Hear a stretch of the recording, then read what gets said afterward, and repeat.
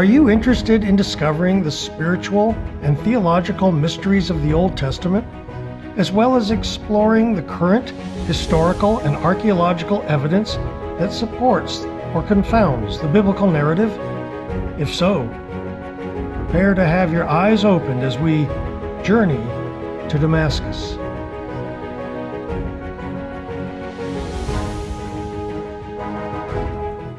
Hello there. Welcome back to Journey to Damascus, our St. James Sunday School lesson, where we are, I don't want to say slogging our way through 2 Samuel, because 2 Samuel is just so chock full of great stories. It's not slogging our way along, but it's slow going, because it seems every couple of chapters has another big story that requires a whole bunch of thought and intrigue in the Old Testament of the Bible. And so we're really in a very fun book at 2 Samuel, and if you like Old Testament intrigue and all the things that go along with that, family dynamics and murder and wars and battles and just all the conditions of humanity you can imagine. We are now starting the 14th chapter of 2 Samuel. And if you will remember where we have left off, Absalom, the son of David, has killed his half-brother who raped his sister, and he had been banished by David off into another city, and that's where we pick up our story. Now it says that Joab, David's top general, had concerns for David, as David seemed to be missing his son Absalom so much in the fact that he had him sent away. So Joab sought out a wise woman, we're told, and her name is Tekoa. Tekoa he has dress up in clothes as if she is mourning the death of a family member, and he has her come to King David and tell him, "O great king, help me, for I am a widow, and one of my sons killed another one of my sons in a heated argument out in the fields.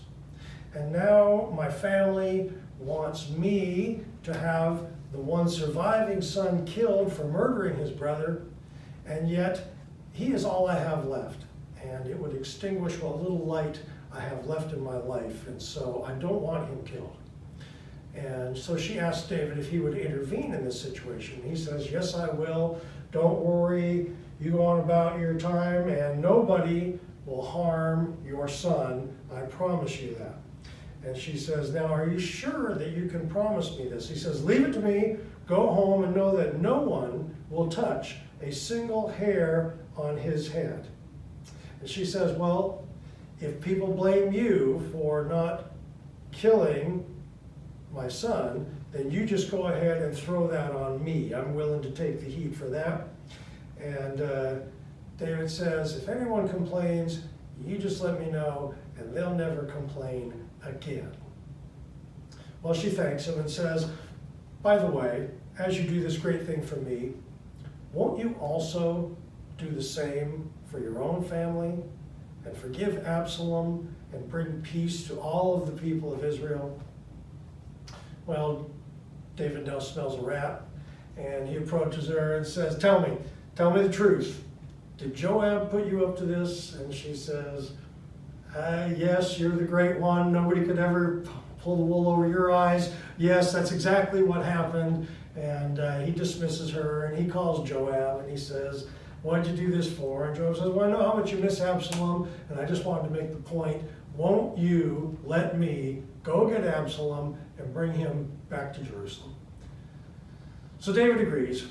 And so Joab goes and gets Absalom and brings him back to the city of David. Now, King allows Absalom to come back to Jerusalem, but he refuses to let Absalom see him. He makes him stay at his own home, separate from him.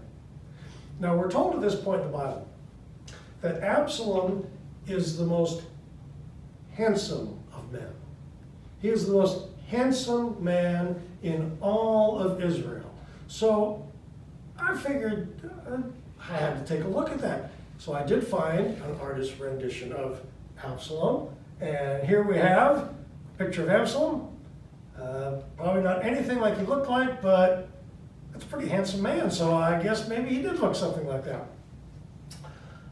Or maybe he looked something like this. So, handsome at any rate. Absalom also, as you can tell from those pictures, had long flowing hair, and we're told that he only cut his hair once a year, and when he did, his hair that was cut off his head weighed 5 pounds. That's a lot of hair. So Absalom is quite a character. I mean, I say that, I'm not sure exactly where to classify Absalom. He's probably a little conceited, entitled, but he's also very capable. He's a great warrior. He's a real handsome, good-looking guy. Everybody fawns on him. He's the king's son. Like I say, he's quite a character, and in the end, it turns out to be what basically gets him killed. He's too big for his britches, so to speak. But back to our story. We'll take this one thing at a time. So, after living in Jerusalem for a couple of years, Absalom petitions Joab and says, "Why did my father bring me back here if he was not even going to let me see him? I could have just stayed in Geshur where I was, and it would have been all the same." So he petitions Joab to talk to him, but Joab doesn't return his messages. Sorry, busy. So he petitions Joab again to talk to him about this, and Joab ignores him again and doesn't follow up getting back to him about his problem. So, in a moment that's very Absalom-esque, Absalom has his servants light on fire the barley field that belongs to Joab, which is right next to his. And of course, the field is ruined. Joab comes running to Absalom and says, "Why did you tell your servants to burn up my barley field?" He says, "Oh, well, because you weren't answering my messages. I just want you to come and talk to me." So they kind of had him. I guess Joab, knowing that this is the king's son, let it go at that and did petition David. And David said, "All right, I'll meet with him." And when he did, Absalom came in and bowed down low at his father's feet and was very humble. And that's all we're really told about that, just to accept the fact that Absalom could now live his life in public around Jerusalem, around the city of David, regardless of whether the king would be about or anything. But after this happens, Absalom concocts a plan. And he first buys himself, we are told, a chariot and 50 men to run out ahead of the chariot with him. You see here a big raging chariot with Absalom in the control here and his men running alongside. And each day he takes this chariot out to the main front gates of the city. It had to be quite an ostentatious parade every day for the people to see Absalom come out to the front gate of the city with his men running out in front of him. And he parked himself right there. And every day for 4 years, he would stop the people who were coming to bring a grievance or a case to David, who would hear their cases. And Absalom would first tell them, "What's your case? Tell me about it." And they would tell him, he'd tell them what a great case they had and how they were such great people. And it was too bad that David didn't have anybody who would hear their cases besides himself, because it's going to take a long time. And it's too bad that Absalom couldn't be appointed judge. And he would take care of their case, and he would even side with them. And he was forever telling the people how great they were. And they'd try to bow at his feet. And he'd lift them up and kiss their hands and tell them, no, they were wonderful people. And so all the people over the years came to love Absalom because he was so good to them in the way that he treated them and the way that he humbled himself towards them. But this was all a part of Absalom's plan. So after these years, he asked David, his father, for permission to go back to the town that he had been in, Geshen I think it was, and there that he would go and worship. And I think it was Hebron he went back to worship him. And David said, well, if you need to go back and do that, you go ahead and do that. And while Absalom was there, he sent secret messages to all the tribes of Israel to send people to him. He tried to gather folks up and turn them against his father David. He took with him 200 guests of the royal entourage, I guess, who knew nothing of what he was up to, but when he got them there, he convinced them to turn against his father David. He also got one of David's counselors to join along in the conspiracy, and the conspiracy, we're told, started gaining momentum. But David learns about the conspiracy, but he also knows that Absalom's got like 9 or 10 of the Israelite tribes behind him. So he doesn't want a big battle to take place in the city of David. So he gathers up about 200 of his own best warriors and his family and their families, and they decide that they're going to leave the city before Absalom's army shows up. Absalom is determined to kick his father off the throne and to take over the throne from him. He's even promising some of Saul's old partners and servants and some of the authority under Saul that he will put them back into power again, so he gets them on his side as well. As David is leaving, we are told that a man of Gath, who was there, interestingly, he was a foreigner, but apparently he served there to some degree. He had an army of 600 men with him, and he swears allegiance to David. David tries to send him and his men back to the city of David, says this isn't their fight, that they're just foreigners here, they don't need to get involved in this. But this man, let me see if I can find his name right quick. Ittai, the leader of the men of Gath, insists on going with David, and they do. And also you've got this big entourage of 800 to 1,000 people, plus with their families and everything else, who are heading out of town to avoid a clash with Absalom in the city of David. Ittai pledges even unto death his allegiance to David, and the priest Zadok and some of his priests under him bring along the ark. But David ends up sending them back because he's hoping one day he will go back to Jerusalem in victory, and he wants the ark to be there already. He doesn't want him to be traveling around with the ark. So David and his followers are very distraught when they received news that one of David's advisors had joined with Absalom. But David sent his friend Hushai back to the city to act as a bit of a spy for him, along with a few others. And they did arrive back in the city of David just before the arrival of Absalom. And so Absalom assumes everybody that stayed behind in the city was not with David and would basically side with him. So he kind of reached out to some of them, and some of them turned out to be spies for David. We're told when David reached the summit of the Mount of Olives, he came across Ziba, who was the servant of somebody you'll remember, Mephibosheth. All right, I'm going to look at it and try to say Mephibosheth. Go ahead and say it. Mephibosheth. Okay. Who had been the son of Jonathan, who was the son of Saul, who was David's close friend. And even Mephibosheth had decided that he was against David as well, even though David had been so good to him. But he's thinking maybe he'll get all Saul's lands back, which he kind of had anyways, but he turns against David. And Ziba told him, Ziba heads out to find David and tells him that Mephibosheth is against him as well.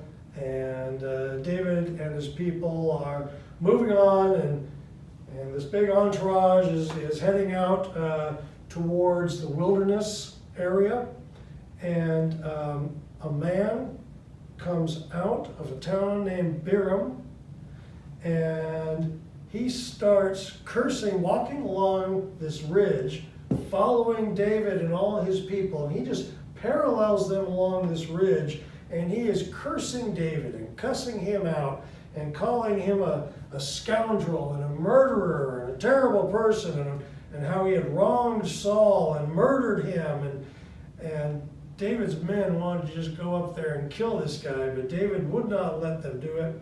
This guy's name was Shimei. And Shimei is going to show up back in the story a little bit later. So remember Shimei, who was cursing David all down the road. Well, the king and his men grew weary from all the cursing they were getting and marching all day, so they stopped to rest at the Jordan River. Meanwhile, Absalom and his large army of many of the tribes of Jerusalem arrive at many of the tribes of Israel arrive at the city of David, Jerusalem, and there David's advisor, Ahithophel, turns to Absalom, and this is one of the ones that was the spy for David, and starts telling him what he thinks Absalom should do about going after David. But Shimei, Hushai, also approached Absalom and pledged to serve him and convinced him of another plan to not go after David. Hushai told Absalom to sleep with his father's concubines in public view as an embarrassment for him. And you'll remember back when David had Uriah killed and was sleeping with his wife, because he'd gotten his wife Bathsheba pregnant, that God had told Nathan, the prophet, that part of the punishment, or David would know he was being punished when his concubines would be forced to have sex with people other than him in public. And this is supposedly the carrying out of that curse from God. So, Ahithophel urged Absalom to let him take 12,000 top men and hunt down David and kill him, but bring all the others in his army back safely, so that the people would not think that Absalom was not a man with a heart for the people, and that they would love and respect Absalom if he would do that. But Absalom said, let me talk to Hushai first and see what he thinks for a plan. And Hushai told Absalom that Ahithophel's plan was terrible, and that David was a great warrior and be as angry as a mother bear who had lost her cubs. Apparently that was quite the saying back then. And he said, he will hide out and then attack when you least expect him, and a few of your men will fall, and then they will panic, and they'll remember what a great warrior David and his men are, and they'll scatter, and they'll be paralyzed in fear, and it's going to be a terrible outcome for you. I recommend you mobilize the entire army of Israel, not just 12,000, every man of Israel, and that you personally lead them out there to find David and his men and destroy them all. And Absalom decides to follow Hushai's plan, which Hushai hopes brings disaster upon Absalom. Okay. So then Hushai sent a messenger back to David, letting him know what the plan was, and that his men should cross the Jordan and go out into the wilderness, lest they be killed that night by this great army that was going to be coming after them. But as the messengers were dispatched, they were spotted, and we're told they had to hide out in a well. But eventually they do get to David, and they tell him what's going on. Absalom does mobilize that entire army and go out there, and Absalom appoints Amasa as commander over his troops instead of Joab, who he didn't trust, and rightly so, he shouldn't. The army camped in Gilead, while David and his people camped in Mahanaim, where they were warmly greeted and refreshed there. Then in chapter 18, we find that David musters up his troops and appoints generals and captains. But David said he would go out and lead them all. But his men object to that and say, no, there's no need for you to go out into this battle. In fact, you're the exact person they're all looking for. And if you die, our whole cause is gone. So you need to stay behind. You're worth 10,000 of our men, and you let us go out there and fight for you. David reluctantly allows this to happen, realizes that it might be a problem if he's out there. So, but he stands by the city gate. I'm not sure what city, because they were heading into the wilderness, but stands by the gate and stands there and watches, almost to greet and send off each man in the army, which is thousands at this point.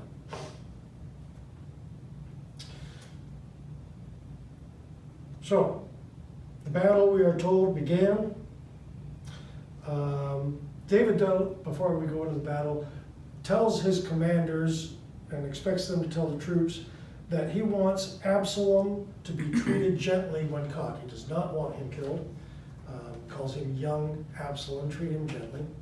So the two armies start to approach each other. They end up meeting at the forest of Ephraim, or the woods of Ephraim as they're called. So it's supposed to be a great oak forest. And the Israelite troops are beaten back by David's men.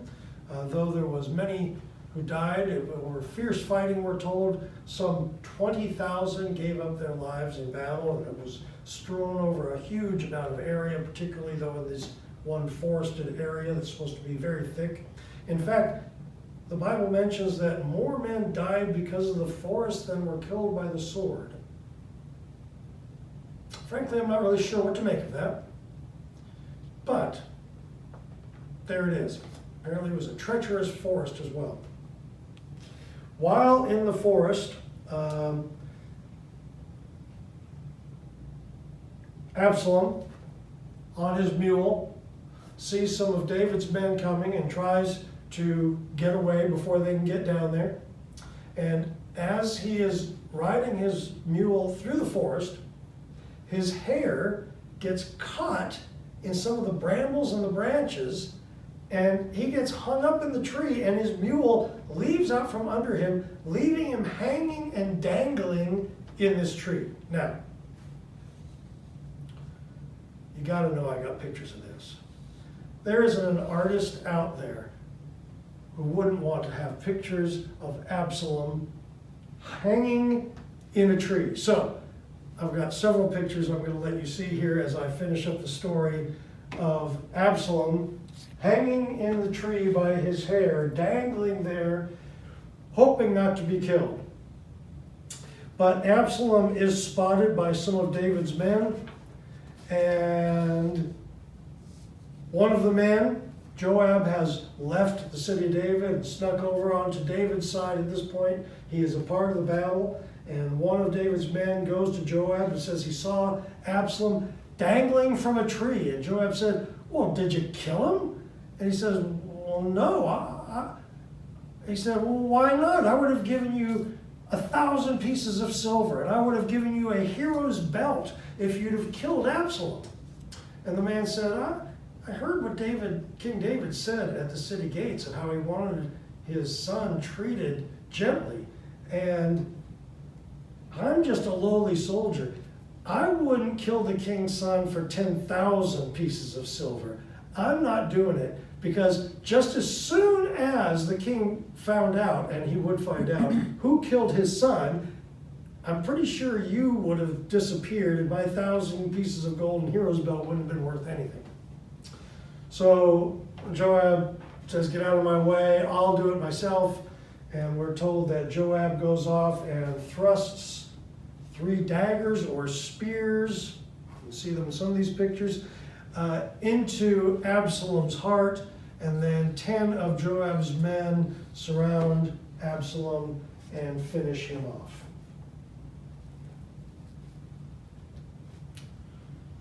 And that's the end of Absalom. Now, one of the young priests, doesn't matter what his name was, one of the young priests comes to Joab and says, let me go back to the city, not Jerusalem because David's not there. Let me go back and tell the king that because at this point when Absalom was killed, the Israelite troops all start to scatter and run and the wars or the fight's over. And this messenger wants to go back and tell David about the great victory that the Lord has given him. But Joab says, I don't think you know what it is you're asking to do. I'm going to send this better, well-seasoned man here to tell this, he didn't say his name, he just said he was he was who? Where is he from? Help me here. Ethiopia. The Ethiopian. I'm sending the Ethiopian messenger to tell David because when he finds out his son is dead, it is not going to be a celebration. But the young messenger slips away anyways. The Ethiopian is going one route to tell David. The young messenger knows a faster route. He slips in another way. David's back in the town that he's waiting in. He's got spotters looking for out over the distance. They see a messenger coming. David says, if it's one person by himself, he'll have a message for me. They said it is. And then pretty soon they see another one coming. And they tell him there's another man coming. He says, well, it'll be a second message. So the young man gets to David first and tells him what a great victory the Lord has given him that day, that Absalom's troops the Israelites have been defeated, and David's men are victorious. And David said, well, tell me about Absalom. Is he okay? And the young messenger realizes, I don't think I want to be the one to tell David. So he said, well, I'm not really sure. There was a lot of commotion. I saw a lot of fighting. It was real dusty. I'm not really sure what happened to Absalom. But of course, then the Ethiopian messenger shows up, and David asks him what happened to Absalom. And he says, what happened to Absalom is the same that should happen to all of your enemies, sire. He's killed. Well, David is grieving greatly over the loss of his son, Absalom. I think I had a picture here of the messenger coming to talk to Joab. This is the picture I could find. This is the messenger coming to talk to Joab, saying, I'll go tell him. All right. Apparently that wasn't as popular an image for painters to paint.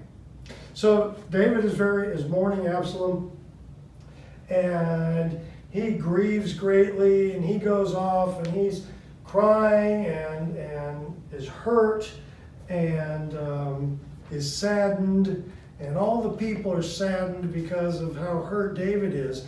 And the troops start coming back, and they're kind of expecting a pat on the back or some kind of celebration for the victory. They've put their lives on the line. 20,000 men of all Israel and Judah have been killed, and yet David is so anguished over the loss of Absalom that there's just this big bummer of a cloud that drops down over everybody. And Joab has to come to David and say, you need to snap out of it.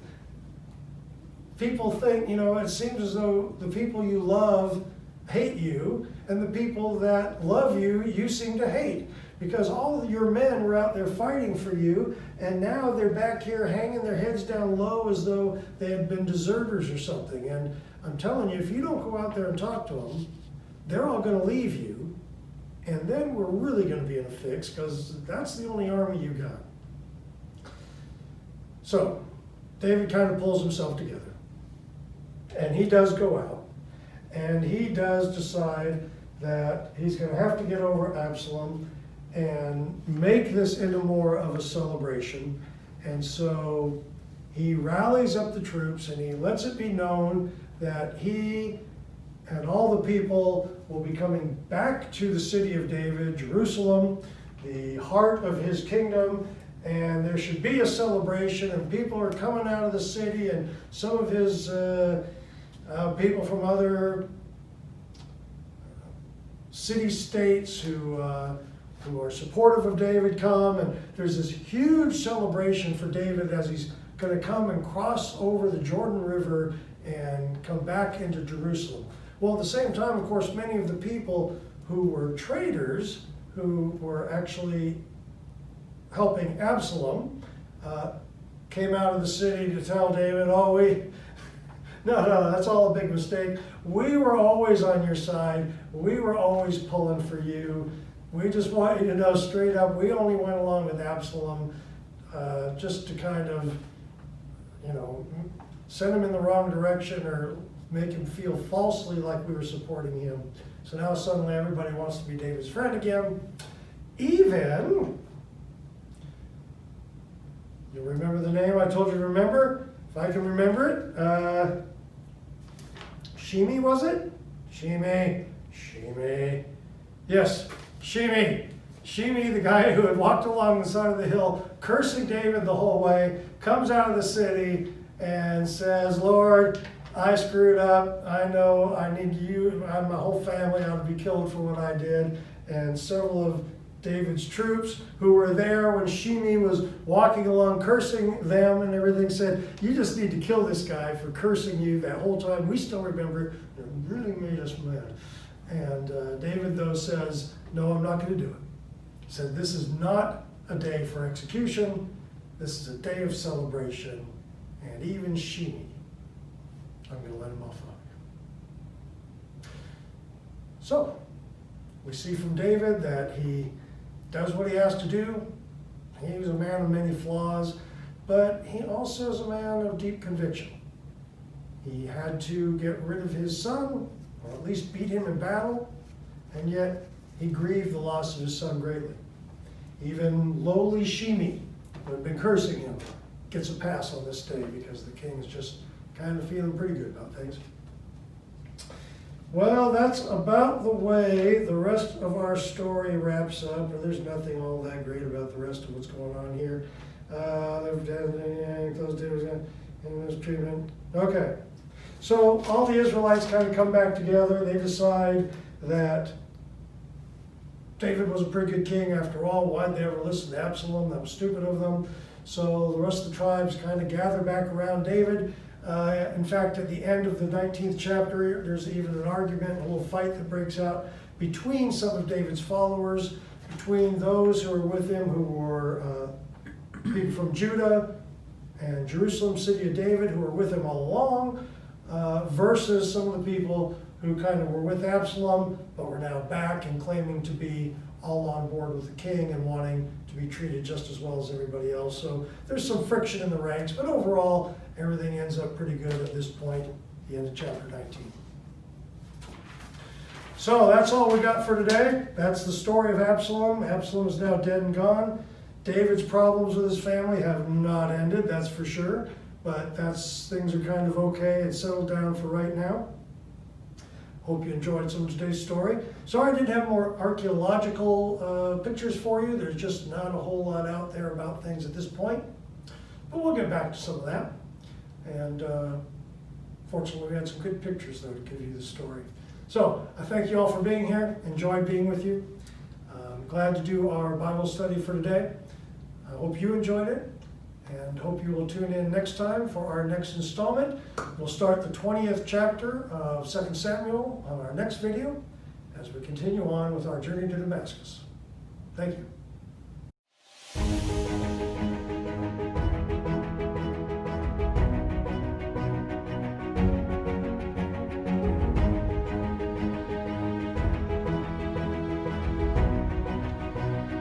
We hope you have enjoyed our discoveries for today.